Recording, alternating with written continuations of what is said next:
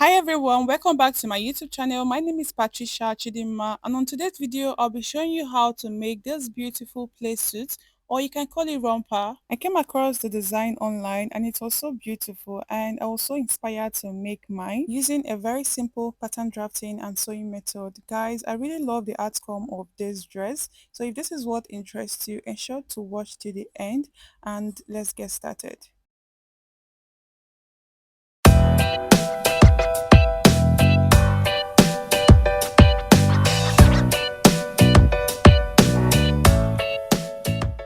I'll start with drafting the pattern. So from this edge, I'll come in by 4 inches and make it in a straight line.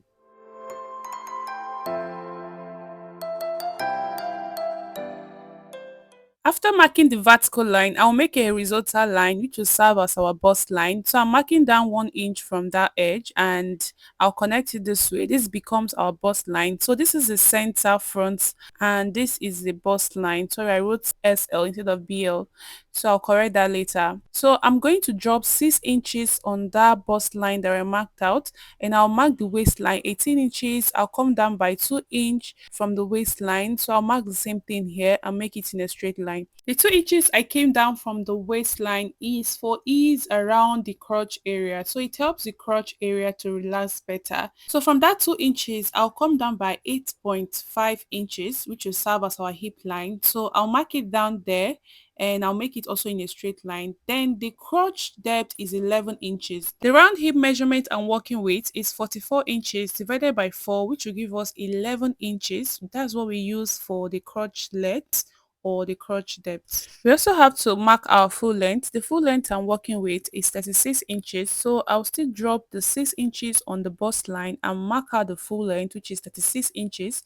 So I'll make it in a straight line as well.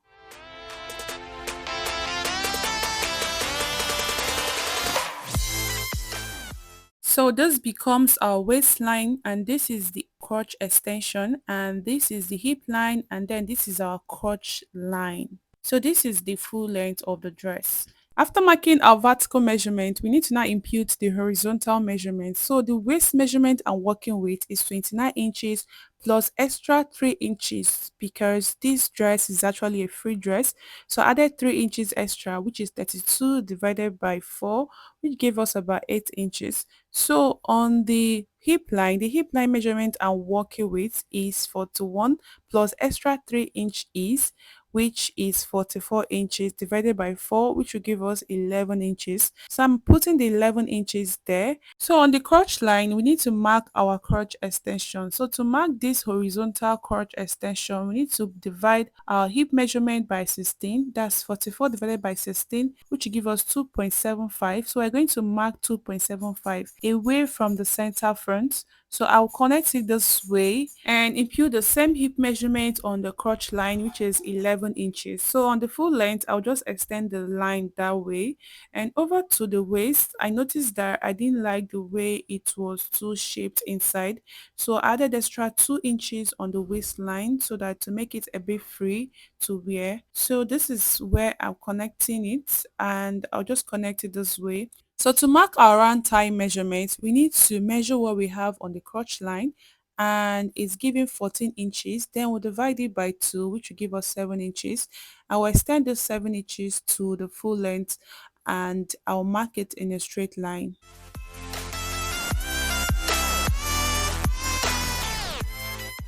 So to mark our round thigh measurement, it's 26 inches divided by 2, which is equal to 13. And we're going to share 13 around there, making sure that it's equal on both sides, using the center line as a guide to do this. And we'll connect it to the crotch line just like this. And then I'll also connect it like this. So we're going to mark our crotch curve. So to do that, we're going to use our pattern curve as a guide to do this. So I'm just going to connect it from the hip line all the way to the crotch extension, and that's it. So the bust measurement I'm working with is 37 plus 3 inch is, which is 40 divided by 4, which is 10 inches, and that's what I marked there and connected it to the waistline. So I'll go ahead to correct this as bust line instead of SL. So this is it here. I'll just use my marker pen to make it more pronounced, to make the lines more pronounced, just like I'm doing. I'll also go ahead to add 1 inch allowance on the side front, and on the center front I will only add half inch allowance.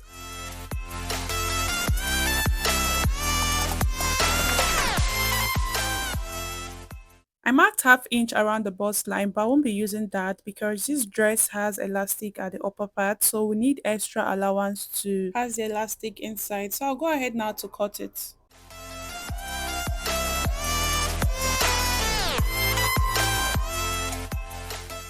I went on to write a note there that will help me to remember when transferring pattern to fabric.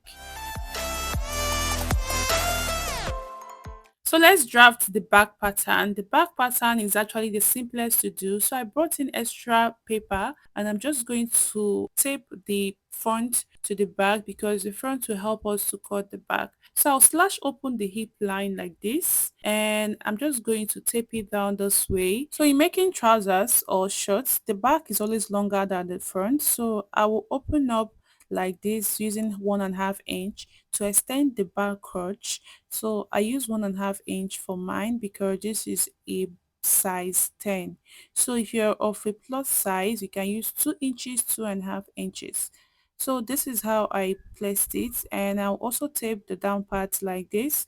And after this, we need to also extend that line there. So to do this, I will just extend it by 1.5 inch for the crotch line extension for the back. So this is what I am marking here, and I'll go ahead to curve it this way just like I did for the front. So this is it here, and after marking this now, we also need to curve here the crotch curve for the back and connect it to the hip line. This is just the way I marked mine. It's all nice, so I had to remove this tape and then show you where I'm connecting from. So this is the hip line I'm connecting to the crotch line. So this is it here, and after marking this now, we're done with the back and we just have to go ahead and cut it out.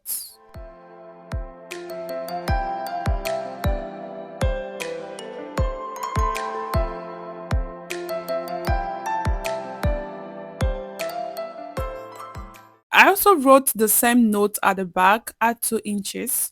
So after this is the back and the front here. So I'll go ahead to untape everything, and then on the hip line, I'll just tape it back the way it was.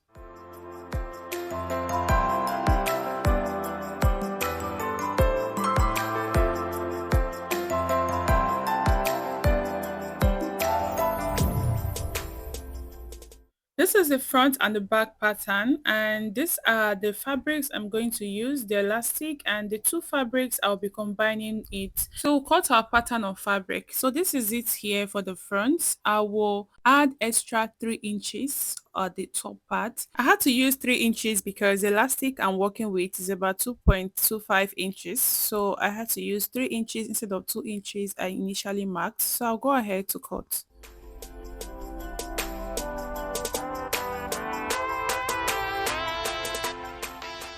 I'll notch that area so I'll know where the elastic band should stop. So I'll keep the front aside and bring in the fabric to cut the back. So remember, I'm placing the both fabric all together. So this is the back pattern. I'll pin it and go ahead to cut it. Remember, we've already added the allowance also to the pattern. So no need of adding extra allowance by the sides, just at the top. So these are the both pattern that we've transferred to fabric. So go ahead to start with the front. So to the front, I'll just unpin it, and after this I will just go ahead to sew the center front. So this is how we're going to sew it. We're going to use the half inch and sew along that area, and this is it here when I was done stitching it, and I press open the seams as well. So this is the back. We'll just do the same thing we did for the front at the back as well. So we're going to sew along that area using half inch allowance. So for the pockets, I marked out 12 inches in length and 9 inches in width, but I reshaped the width area because it was about 7 inches that I will use. So to attach the pocket to the dress, I'll bring in the pattern. I'll measure from that top to the waistline, which is giving us about 12 inches plus the 3 inches that I added for the upper part, which is 15. I'll mark 15 inches there. Then I'll bring in the pockets we are working with. This is it here. Then I'm going to place it front facing front, and I'm going to stitch it there. The same thing I'll do for this side, front facing front, and I'll stitch it there. I'll also bring in the other parts, and then I'll place it just the same thing I did for this side. I'll mark from the top to 15 inches and place the pocket at that 15 inches. On this other side, the same thing. So this is it here when I was done sewing the pocket just the way I arranged it, and this is it front facing front. So it's time to join the sides. So to join the sides now, we're going to stitch around there, and this other side we're just going to place it this way and also go ahead to stitch around that side. Ensure they are stitching the pocket together, and this is it here when I was done stitching it. This is how the pocket looks is inside. So at this point, if you have an interlocking machine, you can go ahead to interlock the inside. That's weaving the inside. So we're just going to sew the band for the elastic. So I'm just going to get a point and I'll fold it this way. Fold a half inch first, then fold the remaining 2.5 inches inside, ensuring that the elastic fits properly. So if you have a smaller elastic, you can just use 2 inches. I'll also turn it inside this way and stitch at that down part. So I'm just going to use the half inch allowance and stitch around that area on the sewing machine. So I'll go ahead to do all of this, and this is it here when I was done stitching it. This is the band area and this is the down part that I stitched. So I left a space there that will enable us pass the elastic inside. So this is the elastic that I'm working with. I'll go ahead to measure it. I measured the round upper bust area and it gave 32 inches. So I'm marking on the elastic 33 inches. I don't want it tight or anything. I just want it a bit loose on me but still fitted. So this is it here. It measures about 16.5 inches on fold, and I'm just going to use the safety pin to pass the elastic inside. So I'll do this and then show you what it looks like.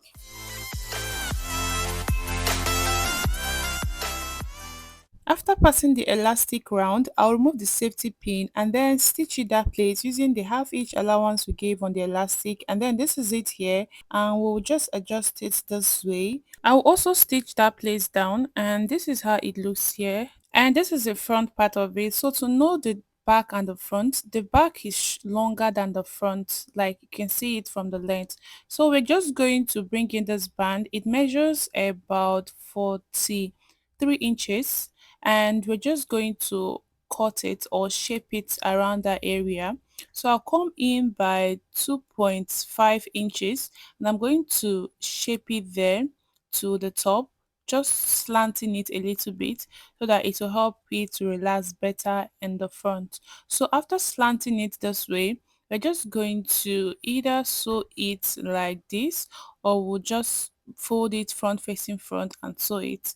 So I'm just going to pin it this way, then bring in the front dress or bring in the dress and then show you how to place it. This is the dress. We're going to place it at the center there. So we'll go ahead to make a center stitch there. And this is it here when I was done doing that. This is how neat it looked.